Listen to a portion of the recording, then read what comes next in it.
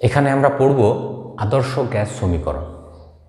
এটা পড়ার আগে আমি যারা আমার ভিডিওগুলি দেখছো তাদের উদ্দেশ্যে একটা কথাই বলবো যে তোমরা যদি ভিডিওগুলি দেখো তাহলে ভিডিওগুলি দেখে তোমরা পরপর কিন্তু ভিডিওগুলি দেখার পর প্রত্যেকটা জিনিস তোমরা খাতায় কিন্তু লিখে নেবে। আমি বোর্ডেও কিছু লিখছি, আবার মুখেও অনেক সময় অনেক কিছু বলা হচ্ছে, সেগুলি তোমরা একটু খাতায় নোট করে নেবে এবং পরপর ভিডিওগুলি দেখবে। তাহলে তোমাদের এই অধ্যায়টি অর্থাৎ গ্যাসের ধর্ম যে চ্যাপ্টারটি আমাদের পড়ানো চলছে সেই চ্যাপ্টারটি তোমরা খুব সহজেই কিন্তু বুঝতে পারবে।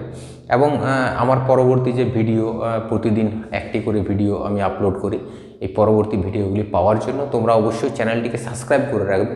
তাহলে তোমাদের পরবর্তী ভিডিওগুলি পাবে এবং সেগুলি দেখে তোমাদের সুবিধা হবে। আর তোমরা যখনই কোনো ভিডিও দেখবে, তোমরা যে খাতাতে লিখছো পরপর কিন্তু ভিডিও দেখে লিখবে, সেই খাতাটিকে সামনে রাখবে। খাতাটিকে সামনে রেখে তোমরা ভিডিওগুলি দেখবে, তাহলে তোমাদের বুঝতে কিন্তু খুবই সুবিধা হবে। ঠিক আছে, আজকে আমরা এখানে পড়ব আদর্শ গ্যাস সমীকরণ। এবার আদর্শ গ্যাস সমীকরণ পড়ার আগে আমাদেরকে যেটি পড়তে হবে সেটা হলো, আমি এখানে লিখে রেখেছি, মনে করো যে কোনো গ্যাসের চাপ আমি ধরেছি পি, আয়তন ভি, উষ্ণতা টি এবং অনুসংখ্যা যদি এন মোল হয়, মোল কথাটা আমি আগের ভিডিওতে বলেছি, অনুসংখ্যা যদি এন মোল হলে আমরা বয়েলের সূত্র থেকে কি পাই সেটা একটু লিখি। তাহলে হলে বয়েলের সূত্র থেকে পাই, বয়েলের সূত্র থেকে পাই। এবার বয়েলের সূত্র থেকে কি পাই না, বয়েলের সূত্র থেকে দেখবে আমরা পেয়েছিলাম, বয়েলের সূত্রের ব্যাখ্যাতে ছিল, বয়েলের সূত্র থেকে পেয়েছিলাম ভি ভেরিজেস 1/p, যখন এই টি এবং গ্যাসের ভর এম স্থির ছিল। আবার এখানে যদি আমরা লিখি যে চার্লসের সূত্র থেকে কি পাই, তাহলে চার্লসের সূত্র থেকে পাই, চার্লসের সূত্র থেকে পাই কি পেয়েছিলাম, চার্লসের সূত্র থেকে পেয়েছিলাম ভি ভেরিজেস টি, যখন গ্যাসের চাপ এবং গ্যাসের ভর ছিল স্থির। ভি মানে আয়তন, টি মানে চাপ, টি মানে হচ্ছে উষ্ণতা। এবার দেখো খেয়াল করো, এখানে বড় হাতের টি মানে হচ্ছে পরম উষ্ণতা, এবং এই পরম উষ্ণতা পেতে গেলে আমরা জানি সেলসিয়াসের সঙ্গে 273 যোগ করলে পরম উষ্ণতা পাওয়া যায়। এটা আমরা কোথায় পেয়েছিলাম, এটা দেখবে পরম স্কেলে যেখানে চার্লসের সূত্র করেছিলাম, সেই পরম স্কেলে চার্লসের সূত্রতে এটা ছিল। এরপরে আমরা যেটি পড়বো সেটা হচ্ছে অ্যাভোগাড্রোর সূত্র থেকে পাই, অ্যাভোগাড্রোর সূত্র থেকে পাই, অ্যাভোগাড্রোর সূত্র থেকে পাই। অ্যাভোগাড্রোর সূত্রটা আমাদের এর আগের ভিডিওতে অ্যাভোগাড্রোর সূত্র আছে, সেখানে অ্যাভোগাড্রোর সূত্রের ব্যাখ্যা আছে। সেখান থেকে কি পেয়েছিলাম না, অ্যাভোগাড্রোর সূত্র থেকে পেয়েছিলাম ভি ভেরিজেস এন, এন অর্থাৎ অণুর সংখ্যা বা মোল সংখ্যা, এন মানে হচ্ছে মোল সংখ্যা, কত মোল অণু আছে, যেখানে আমরা জানি 1 মোল মানে 6.022 × 10⁻23। এইবার এই যে তিনটা আমরা লিখলাম ভেদের সম্পর্ক, এই তিনটিকে যদি একসঙ্গে করি তাহলে যৌগিক ভেদের নিয়ম থেকে আমরা কি পাবো না, দেখো বাঁ দিকে ভি আছে, আমি বাঁ দিকে লিখলাম ভি ভেরিজেস, কি লিখবো না, দেখো এখানে টি উপরে আছে, এন উপরে আছে, তাহলে আমি লিখলাম এন, লিখলাম টি বাই কি লিখলাম পি। এটা যৌগিক ভেদের সূত্র থেকে পাওয়া যায়। তার মানে কি, এখানে সমস্ত সূত্রগুলিকে একসঙ্গে করা হলো, বয়েল, চার্লস এবং অ্যাভোগাড্রো তিনটি সূত্রই কিন্তু এখানে আছে। কেননা দেখো তুমি যদি এন আর টিকে ঢাকাও, এভাবে যদি এন আর টিকে ঢাকাও, তাহলে দেখো আসছে ভি ভেরিজেস 1/p, বয়েলের সূত্র। আবার চার্লসের সূত্র পেতে গেলে দেখো এন আর পিকে যদি ঢাকানো হয় তাহলে ভি ভেরিজেস টি, চার্লসের সূত্র। আবার পি আর টিকে যদি ঢাকানো হয় তাহলে ভি ভেরিজেস এন, যেটা হচ্ছে অ্যাভোগাড্রোর সূত্র।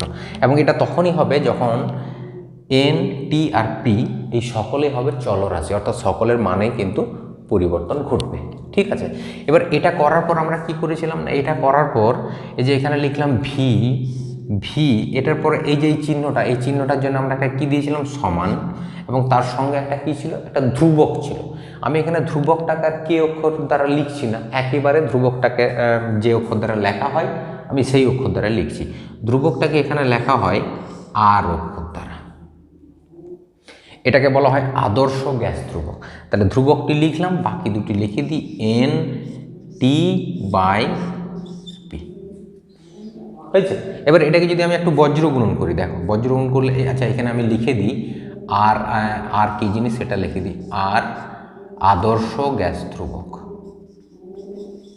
আদর্শ গ্যাস ধ্রুবক, এটা হচ্ছে আর। এবার একটু বজ্র গুণ করি, ভি এর নিচে 1 আছে, তাহলে এরকম গুণ করলে কি হবে পি ভি। চলো আমি এখানে লিখছি পি ভি সমান দিলাম কি হবে আর এন টি। একটু ঠিকঠাক করে যদি আমরা লিখি তাহলে এরকম লিখতে পারি এন আর টি, যেখানে পি হলো চাপ গ্যাসের, ভি গ্যাসের আয়তন, এন মোল সংখ্যা গ্যাসের, আর আদর্শ গ্যাস ধ্রুবক এবং টি হলো পরম উষ্ণতা। এইটা হচ্ছে আদর্শ গ্যাস সমীকরণ। এই যেটা আমরা পড়ছি আদর্শ গ্যাস সমীকরণ, এটাই হলো আদর্শ গ্যাস সমীকরণ। এবার এই যে সমীকরণটা এটা কার জন্য, এটা এই যে এন আছে এন মোল গ্যাসের জন্য, তাহলে এন মোল গ্যাসের জন্য, এন মোল গ্যাসের জন্য আদর্শ গ্যাস সমীকরণ। অর্থাৎ এটা এন মোল গ্যাসের জন্য আদর্শ গ্যাস সমীকরণ। এবার যদি অনেক সময় প্রশ্ন দেয় যে 1 মোল গ্যাসের জন্য আদর্শ গ্যাস সমীকরণ কি হবে, তাহলে 1 মোল যদি গ্যাস বলে 1 মোল হলে এন এর মান কত হবে 1। তা যদি এন এর মান 1 হয় তাহলে সেক্ষেত্রে কি হবে পি ভি সমান এন এর মান যদি 1 হয় তাহলে এখানে যদি 1 বসে তাহলে এই জায়গাটা পড়ে থাকবে কি আর এবং টি, এন মানে তো 1। তাহলে এই যে সমীকরণটা পিভি সমান আর টি, এটা হলো 1 মোল গ্যাসের জন্য, 1 মোল গ্যাসের জন্য, অর্থাৎ এটা হলো 1 মোল গ্যাসের জন্য আদর্শ গ্যাস সমীকরণ। এইবার আমরা দেখবে এর আগের ভিডিওতেই করেছি যেখানে আমরা মোলের ধারণা দিয়েছিলাম, সেখানে আমাদের ছিল দেখো এটা থেকে আমি লিখছি পি ভি সমান এন মানে দেখবে ছিল ডাব্লিউ বাই এম, এন মানে ছিল ডাব্লিউ বাই এম, তারপরে কি আছে আর টি, আর টি এইটাও লেখা যায়। এবার প্রশ্ন হচ্ছে এটা আমি কেন লিখলাম, তার কারণ অনেক সময় কি হয় অঙ্ক যখন দেওয়া হয়, আমি অঙ্ক করব পরবর্তী ক্ষেত্রে, অঙ্ক করার সময় কি হয় এই গ্যাসের ভর দিয়ে দেয়, আবার সেই গ্যাসটার এম মানে হচ্ছে মলিকুলার ওয়েট অর্থাৎ আণবিক ভর, তাহলে গ্যাসের ভর দেবে, তাকে আণবিক ভর দ্বারা যখন আমি ভাগ করব তখনই আমি মোলটা পেয়ে যাব। আগের ভিডিওতে আমার করা আছে, যে কারণে আমি লিখলাম পিভি সমান ডাব্লিউ বাই এম, কারণ আমরা জানি এন সমান হচ্ছে ডাব্লিউ বাই এম, এটা আমরা আগের ভিডিওতে পড়েছি। আমি এখানে লিখে দিচ্ছি এন সমান হচ্ছে ডাব্লিউ বাই এম, এটা আমরা পড়েছি, তাই এখানে এনের জায়গাতে আমি বসিয়ে দিলাম ডাব্লিউ বাই এম। ডাব্লিউ মানে ওয়েট অর্থাৎ গ্যাসের ওজন, আর এম মানে হচ্ছে মলিকুলার ওয়েট অর্থাৎ গ্যাসটির আণবিক ওজন। ঠিক আছে, তাহলে এইভাবেই আমরা আদর্শ গ্যাস সমীকরণটিকে তৈরি করতে পারবো। এবার তোমাদের অনেক সময় প্রশ্নও থাকে যে আদর্শ গ্যাস সমীকরণটিকে প্রতিষ্ঠা করো, তাহলে আদর্শ গ্যাস সমীকরণটিকে এইভাবে আমরা প্রতিষ্ঠা করতে পারবো। এবং এখানে এটাও লিখে দেবে যে এন মোল গ্যাসের জন্য এটা আদর্শ গ্যাস সমীকরণ, আবার এটা হলো 1 মোল গ্যাসের জন্য আদর্শ গ্যাস সমীকরণ। আর যদি অঙ্ক করার ক্ষেত্রে দরকার হয় তখন এটা প্রয়োজন হবে, যদি আমাদের দরকার হয় তো।